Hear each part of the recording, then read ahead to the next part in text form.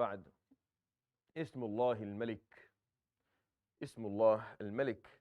And Allah subhanahu wa ta'ala in the Quran, when it comes to his name al-Malik, there are different wordings of it. Do I have control of this? Do I have control? Okay. I don't have control of this.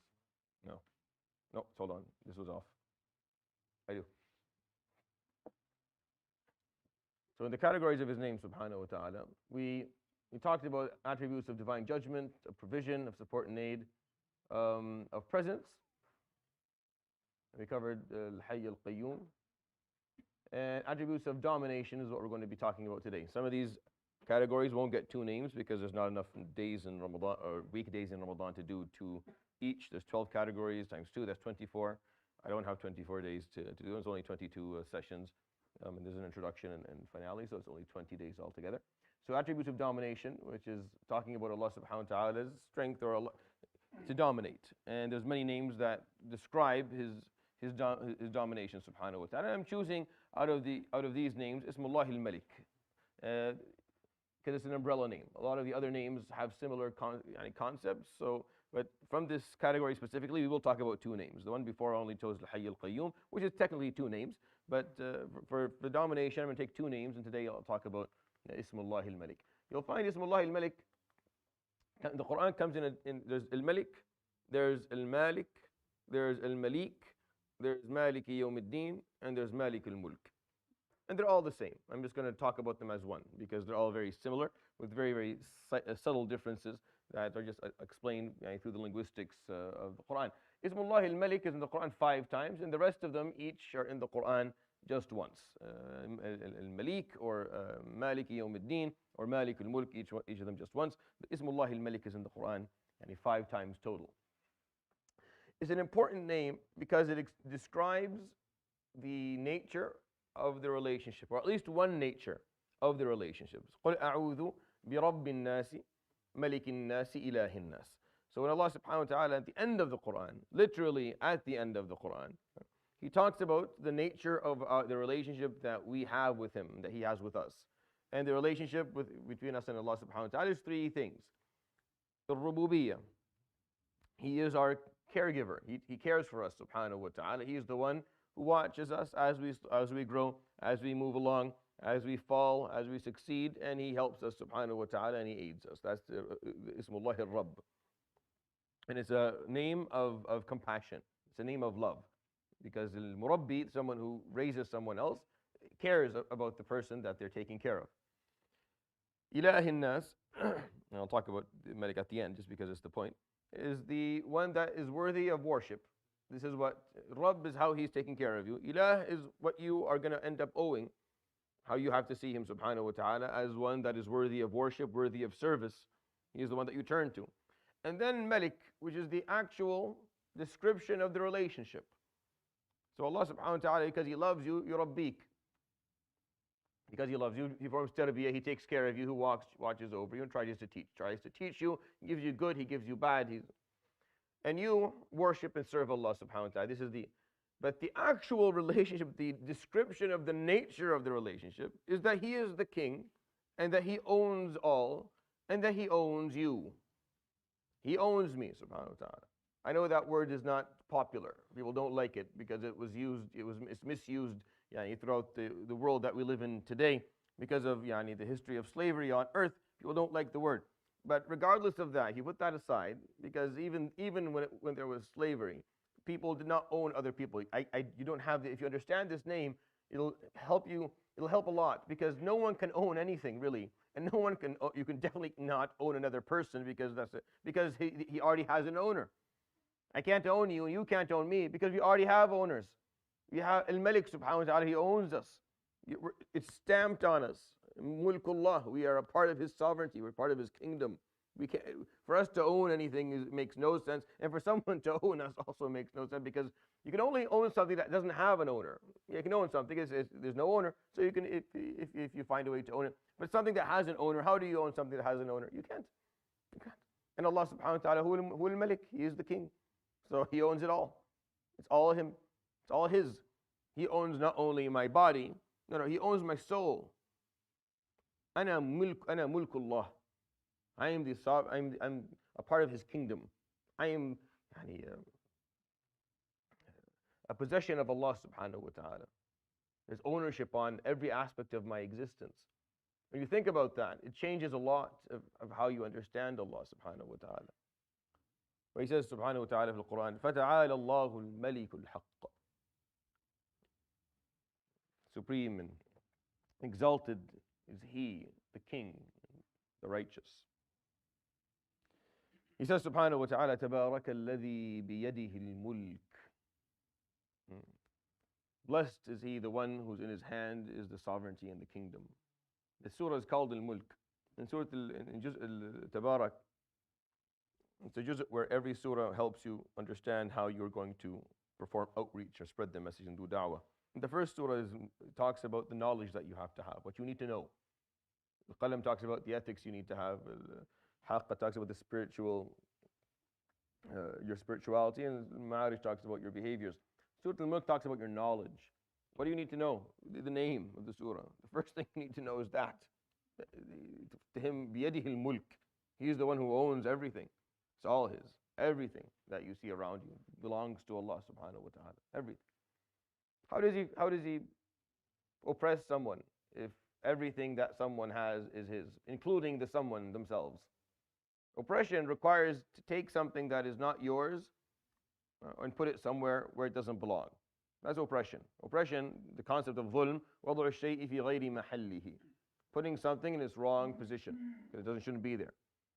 Allah subhanahu wa ta'ala, how does Allah subhanahu wa ta'ala do that if He owns everything? So, the ulama said that Allah subhanahu wa ta'ala can't perform dhulm. Like it's impossible for Him to do so, because He owns everything, and there are no rules. There are no rules. Whatever rules exist, He made up, subhanahu wa ta'ala. Are you following this line of logic? I can oppress you because I don't own anything, because you and I are separate entities, and there are rules and laws. So I can oppress you, and you can oppress me. It's possible. Like there's a possibility for it. But when He owns everything, subhanahu wa ta'ala, and there is no one to put any rules of any sort, and you say the word rights, who says that? Who's speaking up and saying the rights of who? Who in His kingdom will dictate their rights? From where? What rights do you have if He owns everything, subhanahu wa ta'ala? We don't own the earth. There are rights then for us when we're born on it. We should be able to live on earth. We shouldn't have to pay for living on earth. We shouldn't have to pay for the place that we sit on. We shouldn't have to beg for food. We shouldn't. It's earth. No one owns it. It's all of ours. If you're born on it, then that's it. This is where you live.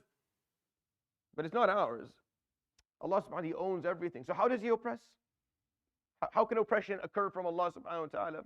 That's why the scholars would say, لو عذب الله الأنبياء ما ظلمهم وحاش له أن يفعل. If Allah subhanahu wa ta'ala was to punish prophets, He would not have oppressed them. And He would never do that, subhanahu wa ta'ala. Because how do you perform dhulm? I am owned by you. You own my body. You own my spirit. You own my soul. You own everything about me. How do I ask you? Who am I? I don't have a separate entity from you to come and demand something. The entity that is demanding something from you is owned by you. But Allah subhanahu wa ta'ala allows for it. He allows for you to own. He allows for you to be. And He put rules for you. But He is the King. Jalla Jalaluhu. ذَلِكُمُ اللَّهُ رَبُّكُمْ لَهُ الْمُلْكُ خَالِقُ كُلِّ شَيْءٍ لَا إِلَهَ إِلَّا هُوَ فَأَنَّا تُؤْفَكُونَ. That is your Lord, the one who has the sovereignty. Created everything. There's no deity but Him. So where are you going? 15 times in the Quran, لِلَّهِ مُلْكُ السَّمَاوَاتِ وَالْأَرْضِ. And to Allah subhanahu wa ta'ala, the sovereignty of this cosmos and the earth. لِلَّهِ مُلْكُ السَّمَاوَاتِ وَالْأَرْضِ وَمَا فِيهِنَّ وَهُوَ عَلَى كُلِّ شَيْءٍ قَدِيرٌ. He says, أَلَمْ تَعْلَمْ أَنَّ اللَّهَ لَهُ مُلْكُ السَّمَاوَاتِ وَالْأَرْضِ. You don't know that Allah subhanahu wa ta'ala, to Him belongs this cosmos and the earth. وَمَا لَكُم مِّن دُونِ اللَّهِ مِن وَلِيٍّ وَلَا نَصِيرٍ. And you will not find anyone who has the ability to stand by you or support you aside from Him or without His permission.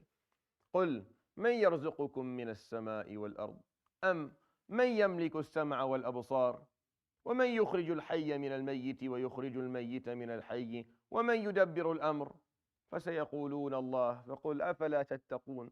Say, who is it that offers you provision from this, within this universe? Who owns the hearings? Who owns the eyesight? من يملك, who owns them? He owns them, subhanAllah. They're his. You and I see and we hear. It's not ours. It's not ours. It belongs to him. He'll take them back. He'll take them back anytime he wants. So just take them back. You don't get to hear anymore. You don't get to see anymore. He owns them. وَمَنْ يَمْلِكُ السَّمْعَ وَالْأَبْصَارَ. And who is the one who extracts life from death and death from life? And who is the one who takes care of the matter? They'll say, Allah. Say then, أَفَلَا تَتَّقُونَ. Where is your mindfulness? Where is your piety? Where is your proper etiquette when you speak to him, subhanahu wa ta'ala? If you truly believe that. Most don't. قل اللهم مالك الملك تؤتي الملك من تشاء وتنزع الملك ممن تشاء وتعز من تشاء وتذل من تشاء بيدك الخير إنك على كل شيء قدير. Say, oh Allah, the King of Kings, or the owner of kings. Malik al-Mulk, more accurately, is the owner of kings. King of Kings is Malik al-Muluk. That's how I like to translate. But Malik al-Mulk is the owner of all kings. He owns them all. Any king, Allah subhanahu wa ta'ala owns him. He is just a property of Allah subhanahu wa ta'ala, as we all are. You grant sovereignty to whomever you wish, and you take sovereignty from whoever you wish.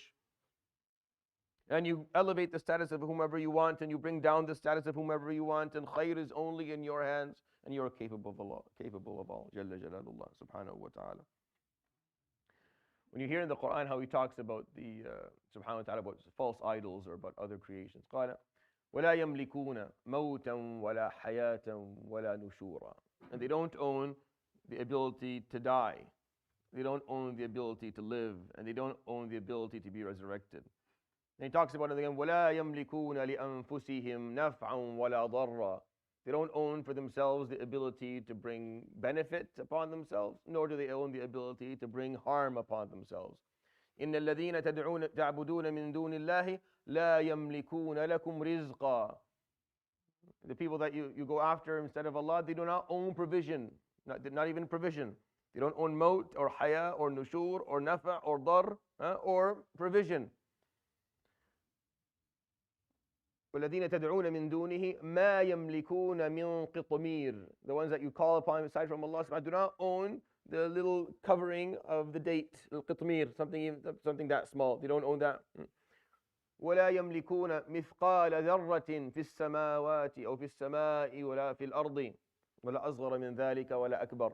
And they don't own even the amount of an atom in the cosmos, in the earth, or anything bigger or anything smaller than that. إلا في كتاب مبين. Forget about that. ولا يملك الذين يدعون من دونه الشفاعة. Forget about owning things.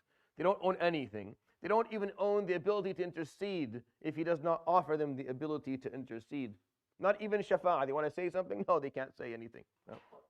رب السماوات والأرض وما بينهما الرحمن لا يملكون منه خطابا. They don't even own the ability to speak on the day of judgment. They don't even لا يملكون منه خطابا. They don't own the ability to even open their mouths and say a word. Nothing. They own nothing. لا موت ولا حياة ولا نشور ولا نفع ولا ضر ولا رزق ولا ذرة ولا قطمير ولا شفاعة ولا خطاب. Nothing. They own nothing. No one owns anything. However, in the Quran, he also talks about those whom he granted. وآتى قال لم تر إلى الذي حاج إبراهيم في ربه أن آتاه الله الملك. You see the one who argued with Ibrahim about his Lord because his Lord gave him sovereignty. That's why he was arguing. If he was poor and had nothing, he wouldn't be arguing. But he was a king. Allah subhanahu wa ta'ala granted him sovereignty. He was given, figuratively speaking, for a short period of time, the ability to rule over a small piece of land. That's all. Allah subhanahu wa ta'ala granted him the ability to rule over a small piece of land and over a small group of people for a short period of time. That's the king of this. That's an earthly king. That's an earthly king. That's it. Rule over a small piece of land. It's a little bit of people for a small period of time, and then you die. and no one cares. And no one ever cares again. No one cares. You know the names in the, of all the dynasties of the past? You know the succession of the kings of England or the kings of France, or even, you know, count the Khulafa Abbasiyin. Forget about, count them. Start with, who's the first one? You know who the first one is? The second one. I could do trivia and you would all fail. No one knows. You don't care. And I don't blame you. Why would you care? It's a king. Who cares? Kings, they don't mean anything. For a small period of time, small group of people. But Allah subhanahu wa ta'ala calls it mulk. And He uses the word. وآتينا آل إبراهيم الكتاب والحكمة وآتيناهم ملكا عظيما. I granted the Ibrahim and his family a great sovereignty after the difficulties that Ibrahim alayhi salam went. When he talks about Dawood, وآتاه الله الملك والحكمة وعلمه مما يشاء. And Allah subhanahu wa ta'ala granted him mulk and granted him hikmah. وعلمه مما يشاء. The same thing when he talks about Talut alayhi salam. Allah آتاه الله الملك. وشددنا ملكه وآتيناه الحكمة وفصل الخطاب. He talks about Dawood, and we strengthened his mulk. He had a strong kingdom. Sulaiman قال رب اغفر لي وهب لي ملكا لا ينبغي لأحد من بعدي. And grant me a sovereignty or a kingdom that no one will ever have after me. So he was granted. فسخرنا له الريح تجري. He was given all that what he asked for. So Allah subhanahu wa ta'ala uses that terminology. I'll give you mulk. But He'll grant it. And He'll take it away. Because it's His. Subhanahu wa ta'ala. You don't own it. It's not yours. You don't own anything. Everything that you have right now on earth is just with you temporarily. Just think about that for a while. When you lease a car, you rent a home, it's clear. Like you have more clarity on that. It's not mine. But the moment you pay for the whole thing and it's yours, you start thinking it's mine. It ain't yours. It's still not yours. It's just you don't have to pay other people for it anymore. That's all. Well, you still have to pay property taxes because Allah yajzihum al-khair. Here they don't want us to ever not be able to live. But aside from that piece, you start seeing something as, oh, I own it. I paid off my car. I own it. I paid off my house. I own it. Not really, no. You don't own anything. Allah subhanahu wa ta'ala owns it. And He'll take it back. And soon you'll die. Soon I'll be gone. And everything that I own will no longer be mine. The moment you pass away, your wealth is not your wealth. You can't control it anymore. And you can write whatever you want, and it doesn't matter. It's not yours. I want all of my money going to charity. Sorry, it's not your money anymore. You're dead. It's not yours. Yeah, but I want it. I don't care what you want. You're dead. It's not yours. You don't own this anymore. Well, except you're in the third. That's it. But I don't want my son. I don't care. It doesn't matter. This is going to be distributed how Allah subhanahu wa ta'ala wants because He owns it. You don't own it anymore. It's not yours. The moment you're gone, it's not your wealth. It's not your house. It's not your car. You don't own anything. You're gone. As you always knew you were going to be. So it's not yours. And in this life, just if you accept that, even when you own things, you live better. When you know who actually owns them, you just live better. Wallah, you do. The way you see the world around you, how you react to losing things or gaining things, it's his kingdom. When Allah offers the mulk, there's barakah in it. When it's asked for, there isn't. When Adam alayhi salam was swayed in Jannah, how did Iblis sway him? قال يا آدم هل أدلك على شجرة الخلد وملك لا يبلى. How would I point you to the tree of eternity and a kingdom that will never die? It's attractive to the human being. It's very attractive. Ruler to rule, it's attractive. It goes against our nature, but it's very attractive to us. To control things is very attractive. We're not designed for it though. We're ibad. We're not kings. We're not kings. We're ibad. He did that, so he lost everything. He ran after that mulk, so he lost everything. Alayhi salam. The moment Fir'aun said, أليس لي ملك مصر وهذه الأنهار تجري من تحتي. Don't I rule over the land of Egypt? Am I not the king of Egypt? And all of the rivers run under my feet. So Allah subhanahu wa ta'ala ran the sea above his head. He thought he was the king, and the sea and the rivers run under his feet. So Allah subhanahu wa ta'ala ran the Red Sea above his head. Are you king now? How about now? You still king? He's still king. قال آمنت أنه لا إله إلا الذي آمنت به بنو إسرائيل وأنا من المسلمين. الآن now. No, it's too late now. It's too late now. Weren't you the king? Were you not the king? The moment you ask for it, it changes. Change is not the same when you ask for it. He'll give it whenever he wants. He'll take it back when he wants. The moment you think that that's the goal, there's no barakah in it anymore. Allah subhanahu wa ta'ala takes it back. On the day of judgment, Allah subhanahu wa ta'ala says, لِمَنِ الْمُلْكُ الْيَوْمِ Who is the sovereignty in the hands of today? لِلَّهِ الْوَاحِدِ الْقَهَّارِ It's for Allah subhanahu wa ta'ala, the one and the subduer. وَإِذَا رَأَيْتَ ثَمَّ رَأَيْتَ وَإِذَا رَأَيْتَ ثَمَّ And if you, ثَمَّ is not ثُمَّ. ثُمَّ is later, after. إِذَا رَأَيْتَ ثُمَّ You see and then you see. No, that's not. وَإِذَا رَأَيْتَ ثَمَّ Meaning if you look at what it is that's in front of you, ثَمَّ meaning what's actually in front of you, what do you see? What do you see? You see na'iman, you see pleasure, وَمُلْكًا كَبِيرًا and a huge kingdom. Yawm al-Qiyamah, you stand and you see a kingdom that you didn't even understand existed to begin with. And you stand in awe of what it is that Allah subhanahu wa ta'ala created and what is there beyond the small universe that we live in. That's what you see Yawm al-Qiyamah, this mulk kabir, and you will be granted access to it. يروي الإمام مسلم قال النبي صلى الله عليه وسلم يطوي الله السماوات بيمينه فيقول أنا الملك أين الجبارون أين المتكبرون. Allah subhanahu wa ta'ala, He folds the cosmos in His right hand and He says, I am the king. Where are the oppressors of the earth? Where are the arrogant of the earth? ثم يطوي الله الأرضين بشماله فيقول أنا الملك أين الجبارون أين المتكبرون. And then He folds the planets in His left and He says, I am the king. Where are the oppressors of the earth? Where are the arrogants of the earth?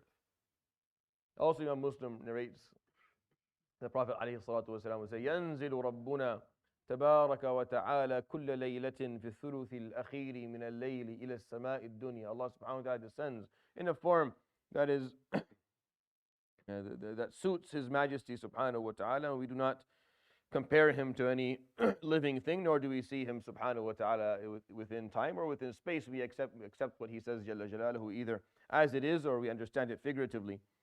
He descends subhanahu wa ta'ala in the last third of the night. فيقول أنا الملك أنا الملك أنا الملك من يدعوني فأستجيب له من يستغفرني فأغفر له من يسألني فأعطيه. He says, I am the king 3 times. Who will call upon me so I may respond to them? Who will supplicate me so that I may respond to them? Who will ask me for what they want so I may give them? Who will ask for forgiveness so I may grant it to them? Jalla Jalalullah. He says alayhi salatu wasalam in the hadith, ألا وإن لكل ملك حمى ألا وإن حمى الله محارم. Every king has protected land. And the protected land of Allah subhanahu wa ta'ala is maharimuhu. Is the stuff He said were haram. That's the protected piece. He is the king. And the protected property is the haram. Don't touch that. The rest of it, go enjoy. هو الذي جعل لكم الأرض ذلولا فامشوا في مناكبها وكلوا من رزقه. In Surah Al-Mulk, He says, I made the earth for you easy. It's nice and flat for you to walk upon, even though it's not flat, but it's flat for you at least. فامشوا, so walk upon it. وكلوا, and eat from the provision that I put there for you. Enjoy this beauty that I created for you. It's not yours though. Just remember, it's not yours. And stay away. My hima, the protected land, that's the maharim. That's that which I made haram. Understanding and comprehending the fact that that's the nature of the relationship, is how we live with this name. The way that we live with His name, subhanahu wa ta'ala, Al-Malik, is by understanding the nature of the relationship that we have with Him, subhanahu wa ta'ala. When I say I'm a servant, I'm an abd. Abd is someone who's owned. That's not only, when I talk about ubudiyya, I talk about service, because that is what it results in terms of your behavior, in terms of your behavior. In terms of your view or perspective, it's different. So this is level of ubudiyya that is spiritual. Service is the outcome of ubudiyya in terms of behaviors, of what you're going to do. Understanding that you're a abd will result in you going and serving, because that's what you do. You're a abd. I'm a abd. That's my job. My job is to serve, not to own, not to rule, not to control. I may be granted that for a short period of time by Allah subhanahu wa ta'ala. So I do it based on the fact that He granted it to me for a short period of time, and that He will take it back whenever He wants subhanahu wa ta'ala. So I do it. But the consequence or the result is to serve. That is on a behavioral perspective. From a spiritual perspective, understanding that you're a servant means understanding that you are owned. You have an owner. Someone owns it all. I'm a piece of property belongs to Allah subhanahu wa ta'ala. That comprehension takes a little bit of time. Yeah? Because we are especially now, when we are extremely focused on our individual liberties, which is important. These liberties are the barriers between you and I, so that we can live in peace. You have to have your liberty and I have to have mine, so we can live. But within the context of that liberty, where we have to understand who owns us. Actually understanding who owns us subhanahu wa ta'ala allows us to live with liberty amongst each other. Because how do I take something from you, or how do I oppress you, or how do I own you? If Allah subhanahu wa ta'ala owns the both of us, it makes no sense for there to be some compounded ownership within an ownership that is already set out. It's already set up. He owns us subhanahu wa ta'ala. So the way you live with this name is, number one, you understand the nature of the relationship between you and Allah subhanahu wa ta'ala. And the second one is, make sure that you behave within His kingdom the way that He wants you to. Like the way that everything that you're touching, He owns it. And everything that you're in control of, that's His. So tread carefully.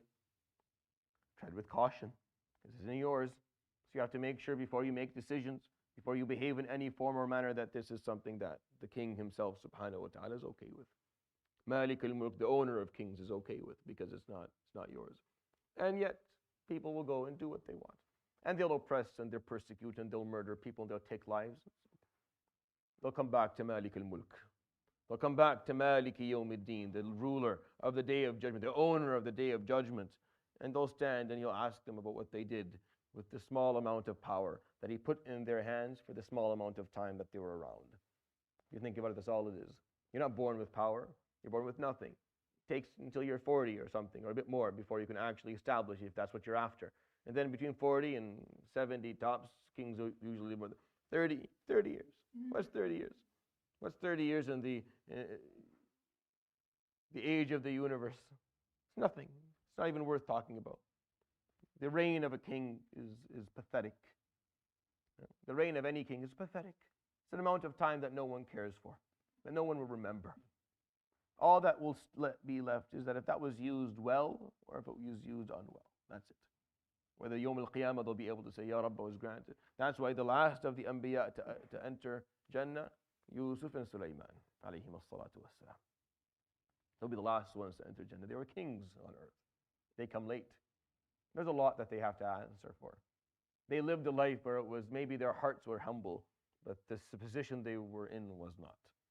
So it needs to take time before they go. Al-Fuqara wal-Masakin enter way before them by, the Prophet ﷺ says, by 40 years and 50 years. By years. They enter Jannah before them in years. You've been there for years. Years before the king can enter, because he took upon himself a name that only belongs to Allah subhanahu wa ta'ala. So even the most pious of them have to stand and have to answer questions. I hope that was a benefit to you. Subhanakallah bihamdik, shalla la ilaha illa anta astaghfiruka wa atubu ilayk. Wa sallallahu wa sallam wa barak ala nabiyyina Muhammadin wa ala alihi wa sahbihi ajma'in. Jazakumullahu khair. Barakallahu. Assalamu alaikum.